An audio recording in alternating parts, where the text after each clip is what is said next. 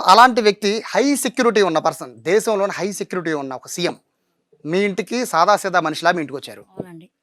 అట్టే వచ్చారండి. ఎలా అనిపిస్తుంది ఒక సీఎం మీ ఇంటికి? చాలా సంతోషంగా ఉందండి. చాలా ఇదిగా ఉంది.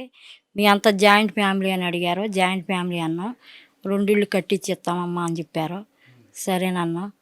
గొర్రెలు అవి చూసారండి. గొర్రెలు కూడా కొంచెం సాయం చేస్తామన్నారు. చెప్పారు. ఆ పాప మీ మనవరాలా అండి?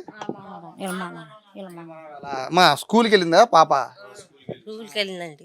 ఆ రోజు అందరూ బేసిక్గా సీఎంతో మాట్లాడడం భయపడిపోతూ ఉంటారు కదా, మీ పాప ఏమవుతావు అంటే సీఎం అవుతానంది. ఎలా అనిపించింది మీకు ఆ రోజు? మాకు సంతోషంగా కానీ ఆయన ఒకవేళ బాధపడతాడు అనుకున్నాం మేము. ఆ మాట అనేప్పటికీ ఆయన నవ్వాడు. నా సీట్కి ఎసరు పెడుతున్నాం అన్నాడు ఆయన. నవ్వారు సరే అని. ఎలా అనిపించింది అమ్మా సీఎం మీ ఇంటికి రావడం? అంటే బేసిక్గా సీఎం అంటే హై సెక్యూరిటీ ఉంటుంది, ఒక్క నిమిషం కూడా ఎవరు గ్యాప్ ఉండదు. అలాంటి ఆయన దేనికో వేరే పని మీద వేరే కార్యక్రమం కోసం ఆగిరిపల్లి వచ్చి మీ ఇంటికి వచ్చి మీతో ఇంటికి వచ్చినందుకు సంతోషంగా ఉందండి మాకు. అసలు మేము ఎప్పుడు చూడాలి ఆయన్ని. మాకు సంతోషంగా ఉంది ఆయన వచ్చినందుకు. ఏమన్నారు మీ బంధువులు ఏమన్నారండి? బంధువులు మీ బంధువులు వాళ్ళు ఏమన్నారు? ఏమన్నాను, మీకు చాలా అదృష్టం ఉండి వచ్చారు. అసలు మీ ఇళ్ళ కొత్త ఉంటే చాలా ఘనంగా ఉంది అది ఇది అన్నారండి. సో ఇప్పుడు దాకా మీ చుట్టుపక్కల వాళ్ళందరికీ కోటయ్య గారి ఇల్లు కోటయ్య గారు తెలిసింది.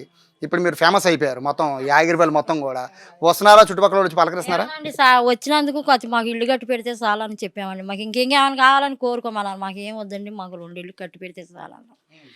మొన్న లోన్ల వాళ్ళు కూడా వచ్చారండి. వాళ్ళు కూడా రాసుకుని వెళ్ళారండి. సో మీకైతే చాలా హ్యాపీ. హ్యాపీ అండి. ఆయన వస్తమే మాకు చాలా హ్యాపీ అండి. చంద్రబాబు రావడం హ్యాపీగా ఉందా, లేకపోతే వచ్చాక మీకు ఇచ్చిన హామీలు తీరుసాను హ్యాపీయా? కదండి, ఆయన వస్తమే మాకు హ్యాపీగా ఉందండి.